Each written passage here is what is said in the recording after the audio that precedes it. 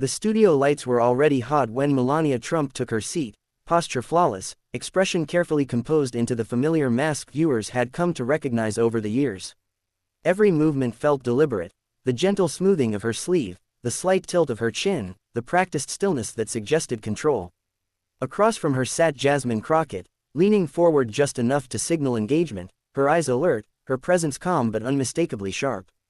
The host welcomed viewers back from commercial, reminding everyone that this was a live broadcast, the kind where nothing could be edited out and every second mattered. The conversation began politely enough. Questions circled around public responsibility, leadership, and the weight of influence in an increasingly divided political climate. Melania answered with smooth, rehearsed responses, her voice measured and soft, emphasizing grace, dignity, and the importance of moving forward rather than revisiting the past. Jasmine listened without interruption, nodding occasionally, hands folded, waiting. It was clear she was letting the space speak for itself, letting Melania finish every thought uninterrupted. Then the host turned to Jasmine. She inhaled, leaned slightly toward the microphone, and began to speak. Her words were careful but purposeful, touching on accountability and the consequences of silence when power goes unchecked. She referenced moments from recent history, not naming names at first, but framing a larger point about how public figures shape narratives simply by choosing when to speak, and when not to. The audience grew quiet, even Melania's posture shifted, a subtle tightening in her shoulders as she sensed the direction the answer was heading. Jasmine was midway through a sentence when Melania leaned forward. "Excuse me," she said lightly, her smile appearing almost instantly, "but I think that's a very unfair characterization." The interruption was clean, polite on the surface, but unmistakable. It cut through Jasmine's sentence like a sudden clap of thunder. For a brief second, the studio froze. The host's eyes flicked between them, unsure whether to intervene. The audience murmured, sensing tension snap into the air. Melania continued, now fully claiming the moment, explaining that narratives were often distorted, that intentions were misunderstood, that she had been unfairly judged by people who never bothered to see the full picture. As she spoke, she grew more confident. Her hands moved slightly now, palms opening in a gesture meant to signal reason and balance.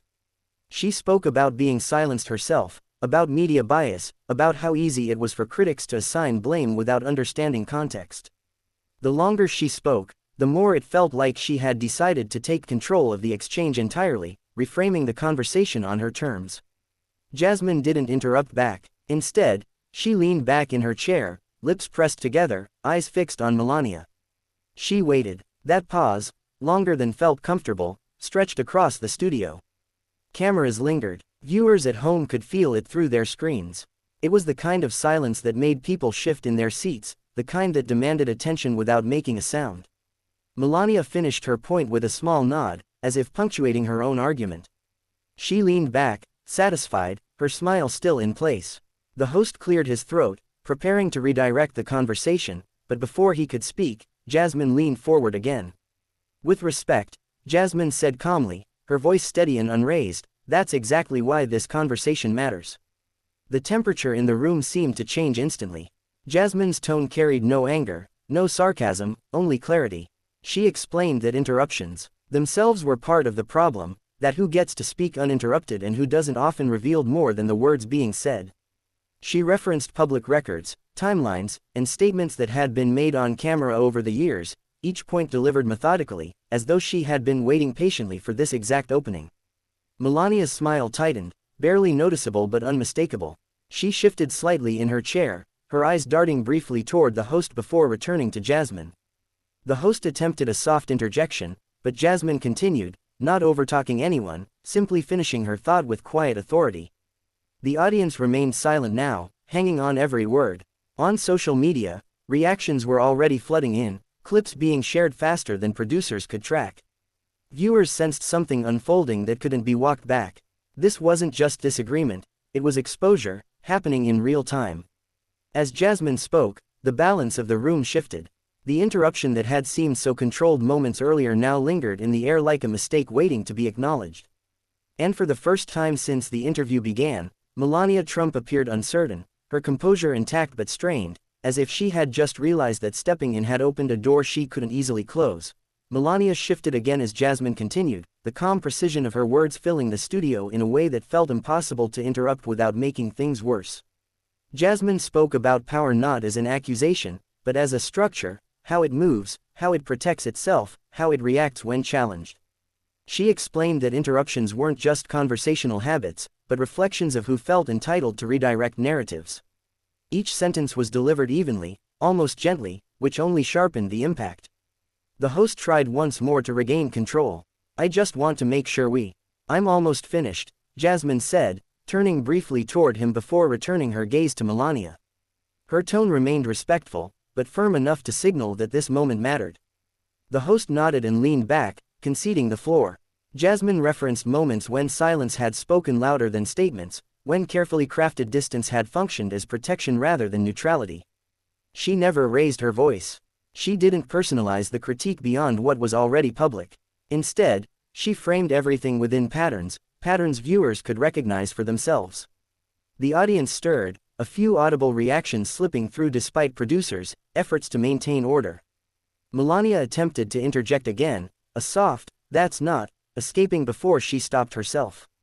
The cameras caught it, so did Jasmine. Jasmine raised a single finger, not sharply, not aggressively, just enough to hold the moment.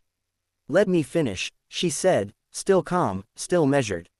The studio went silent. That brief gesture, paired with the composure behind it, landed harder than any raised voice ever could. Melania leaned back, her smile now frozen in place, eyes narrowing just slightly. She nodded, as if agreeing, though her body language suggested anything but. Her hands clasped tightly in her lap, fingers interlacing and separating in small, restless movements that betrayed the strain beneath her polished exterior. Jasmine delivered her final point slowly. She spoke about regret, not the kind that comes from being misunderstood, but the kind that follows an instinctive reaction made without considering how it would look under scrutiny. She didn't say Melania's name in that sentence. She didn't need to. The implication hung clearly in the air. When Jasmine finished, she leaned back and folded her hands, signaling she was done. The pause that followed was heavy, unavoidable. The host glanced toward Melania, inviting her response. Melania inhaled, visibly steadying herself.